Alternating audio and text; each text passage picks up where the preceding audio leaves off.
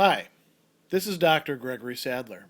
I'm a professor of philosophy and the president and founder of an educational consulting company called Reason.io, where we put philosophy into practice. I've studied and taught philosophy for over 20 years, and I find that many people run into difficulties reading classic philosophical texts. Sometimes it's the way things are said or how the text is structured. But the concepts themselves are not always that complicated, and that's where I come in. To help students and lifelong learners, I've been producing longer lecture videos and posting them to YouTube. Many viewers say they find them useful. What you're currently watching is part of a new series of shorter videos, each of them focused on one core concept from an important philosophical text. I hope you find it useful as well.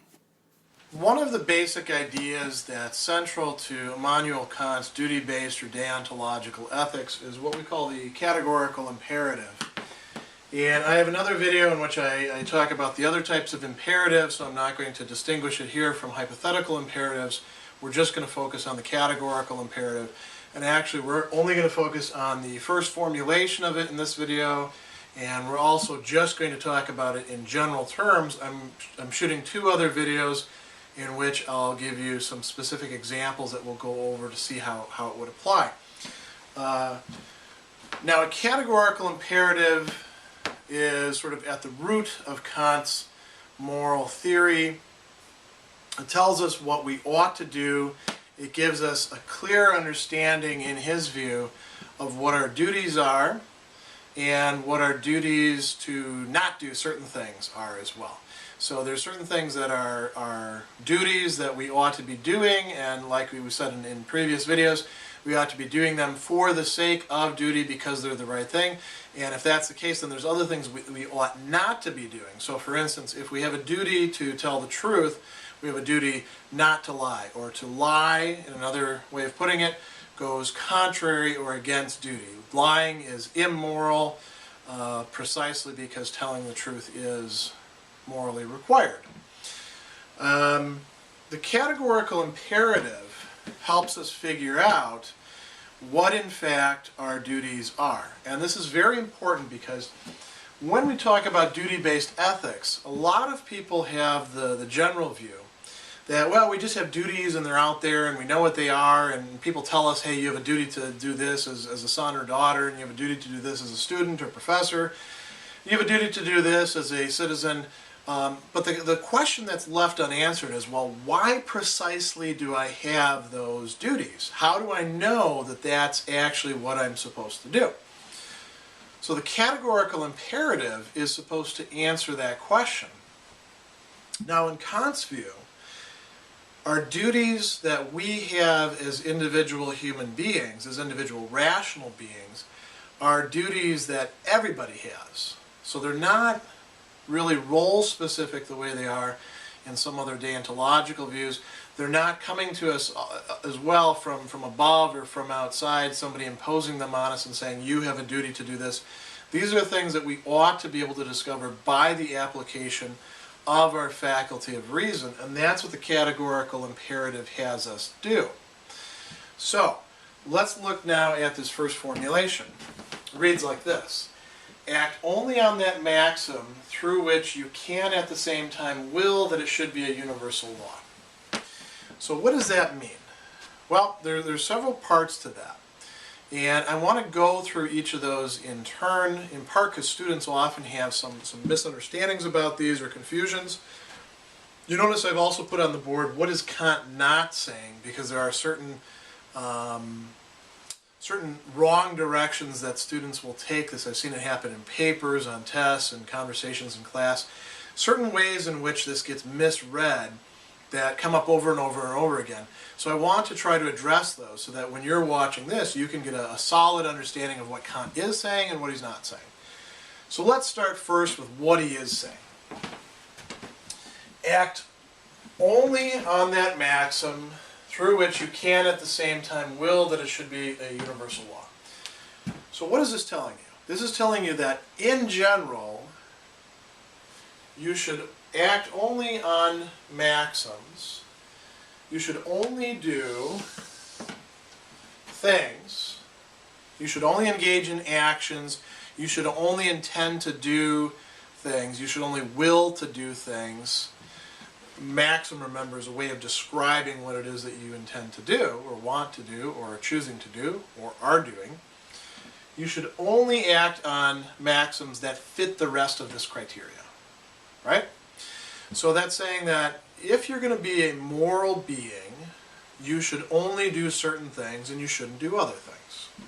Certainly shouldn't do things that go against what this is going to provide you with. So, what do we have? Through which you can at the same time will that it should become a universal law. The next really important conception here is this idea of becoming a universal law. This is often called the universalization or the universalizability principle, that if something is moral, if you're going to say that somebody should do it, it's the right thing to do, everybody should do it. You're saying if person A should do it, person B should do it, and anybody else who comes along who happens to be a person ought to do it as well. So, for instance, if lying is the wrong thing to do, it's not just wrong for me, it's wrong for everybody. If telling the truth is the right thing to do, as Kant does believe is the case, then it's the right thing not only for me to do, but for you to do, and anybody else who would come along, they ought to do it as well. That's what it means for it to be a universalizable norm. Kant is saying you have to imagine, you have to use your capacities as a human being to think about how or whether this thing that you want to do, that you're wondering, is this okay for me? Is this the right thing to do? Is this the wrong thing to do? Let's say we said everybody's going to do that. It's going to become a universal law, and not a law like, the policeman comes along and says, if you don't do this, you're going to go to court, we're going to haul you in. Rather, a law of nature, meaning that everybody would do this. So you have to carry out kind of a thought experiment. If you want to say that everybody should tell the truth, now imagine everybody telling the truth in every circumstance. And that would become the way in which human beings behave. That would be the kind of universe that you're going to live in. Some things Kant thinks, if you think about them, they can't really work out like that. What do we mean by this? This is kind of hard to wrap your head around. Kant thinks that there's a logical, not necessarily impossibility on its face, but an impossibility or a contradiction as you think it through, as you work it out. So let's say we take lying, for example. Lying and telling the truth, right?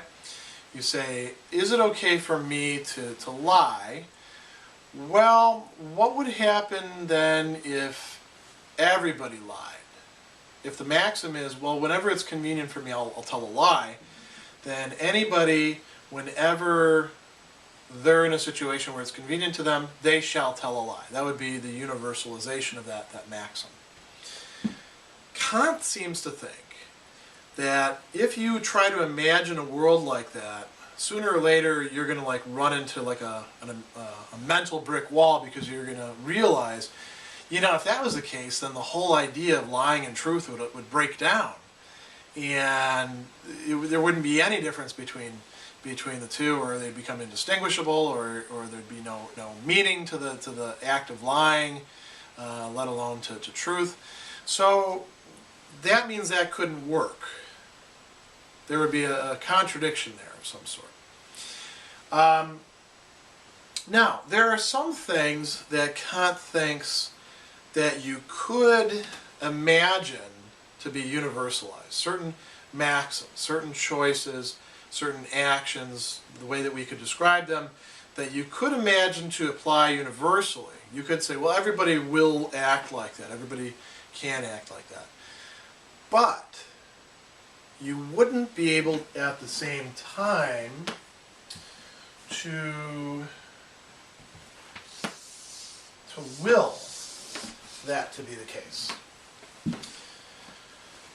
So why couldn't you will that to be the case? here's a place where Kant admittedly starts to get a little bit, maybe not entirely consistent. See, here's the thing. Kant says that consequences don't matter. Duty-based ethics is not based on the idea that it's going to pay off if we all behave this way, the way, so utilitarian ethics does, or, other forms of consequentialism, contractarian ethics, those sorts of things. Instead, he says, this is something that you can sort of figure out by using reason alone. But whether you could will that or not would really depend, whether you could will your maxim becoming a universal law. If it can, in fact, become a universal law, you can't imagine a world in which that would be the case. Can you will that world? That really depends on whether it makes sense for you to want yourself to be in that kind of world. And it's a little bit difficult, admittedly, to see why you would want or not want to be in a certain kind of world, depending on what kind of world it was, depending on the effects that would be produced by making that kind of a policy across the board, so to speak. Kant doesn't think that this is really falling into that. In his view, what we're doing is we're just engaging in practical reason without any sort of empirical admixture of consequences or effects or that sort of thing affecting our motives. And again, I realize that this is a little bit hard to swallow, but here's the way that Kant more or less sees it. This is conceivable, but there are some things that you can't will it, because if you were to will that, your will would be in a certain way inconsistent. You would be willing things that go against what is either in your interest or what you ought to be, something that would involve some sort of process of development. When we look at the examples, you'll see that this is more or less the way he talks about it. So I understand that this is a little bit tricky, but what I do want to say here is, look, we've got three main parts to this. Act only on that maxim. So this is specifying. We're looking at general types of behavior that we can describe, and we're saying only those are going to be moral, which we can say would become a universal law of nature, so everybody would be doing them, and you can also will them to be a universal law of nature. So there's no inconsistency in your willing, there's no inconsistency in the idea of that kind of behavior or choice universalized itself. So you're looking for inconsistencies. Inconsistencies in the kind of world that you're imagining, inconsistencies in willing that kind of world for you as a person. Now, that's what Kant is actually saying. Let's talk now about what he's not saying, because, again, this is where I see students get mixed up a lot, and when my students do this, I point this out to them, but perhaps if you're a student in somebody else's class, they might come down hard on you and say you've totally misunderstood Kant, and not give you a second chance or something like that. So Kant is not saying, this is the first mistake I see people making, Kant's not saying that everybody does follow these laws. As a matter of fact, he knows that most of the time people don't follow these laws. He tells you that in the groundwork. He says, we tend to make exceptions for ourselves. So he's not asserting that if you want to say that telling the truth is a duty, that you're actually asserting, because of this categorical imperative, that everybody tells the truth. That would be crazy. Kant actually thinks, no, it's totally the opposite. It's because of the fact that a lot of people don't actually tell the truth in this world that we actually have to really push ourselves to tell the truth. So he's not saying that everybody does follow that law. He's also not saying that you couldn't empirically, that is, in the kind of being that you actually are, you couldn't have a conflicted will in a certain sense in, carrying this out. So, if you, for instance, have a hard time keeping your hands off of other people's stuff because you like to steal other people's stuff, you can still, at the same time, will that it be a universal law that everybody should respect each other's property, and that you will that to be the case. You just would like it also not to be the case because you'd like to steal other people's stuff, and you realize that that's a problem for you, right? Do you see the difference there? In that case, you have a bifurcated will. Your inclinations are drawing you one way, but reason is telling you, hey, this is something that can be universalized. We ought not to steal from people. I want to think that of a universal world, a universal condition in which nobody steals, everybody respects everybody else's property, and I actually will that. You can have a will that's empirically sort of going in two different directions, and then you choose to favor this direction. As a matter of fact, Kant says that's when you can tell that a person really is acting out of duty, when they have to go against their inclinations. Now, the third thing, Kant doesn't say that this would necessarily produce good effects. That's not where the impetus of Kantian deontological moral theory lies. It's not about producing good effects, good consequences. I understand that when you look at this, it kind of looks like I'm imagining a world and seeing how it would turn out for myself. But Kant thinks what you're really imagining, what you're really thinking about, is whether there is an inconsistency in cognizing this and in thinking about this, or whether there's an inconsistency in willing that same thing. The last thing, if you can't universalize it, is it immoral? In the case of some things, if you can't universalize it, this would make it immoral. So if you're only acting on maxims that you can actually will to be a universal law, when it comes to what we call strict duties, then it's telling you, look, you have to do this, and if you don't do this, you're doing the wrong thing. You're acting immorally by not doing that. You're acting morally by doing the right thing. There are some things that are called non-strict duties, meritorious duties, and they're not duties in quite the same sense. Instead, those duties, they tell you what you ought to do, but if you don't do them, you're not actually necessarily doing something immoral, you're just not acting morally. So there's a fundamental difference between the two of those. So that's where we'll leave off with this.